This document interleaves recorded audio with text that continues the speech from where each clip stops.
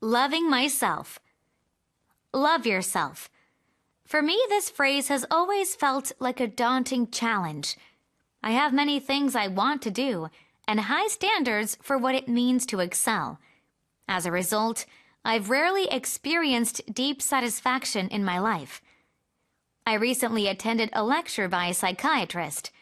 What resonated deeply with me was the doctor's advice to recognize and accept a child's temperament. For example, if a child doesn't want to play with friends, we should respect their autonomy. There's no need to worry just because they don't play with others. The psychiatrist also said that a mother may not be perfect, but that she is already complete just as she is. I found great comfort in those words. As I practice loving my child for who they are, I've been surprised and delighted to find myself starting to love myself as well.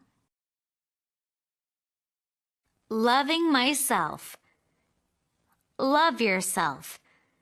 For me, this phrase has always felt like a daunting challenge.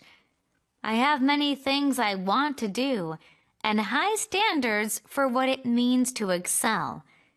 As a result, I've rarely experienced deep satisfaction in my life. I recently attended a lecture by a psychiatrist. What resonated deeply with me was the doctor's advice to recognize and accept a child's temperament. For example, if a child doesn't want to play with friends, we should respect their autonomy.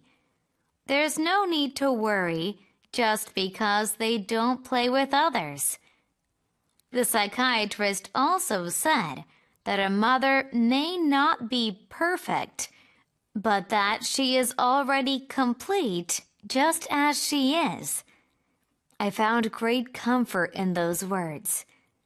As I practice loving my child for who they are, I've been surprised and delighted to find myself starting to love myself as well. Loving myself. Love yourself. For me, this phrase has always felt like a daunting challenge. I have many things I want to do and high standards for what it means to excel.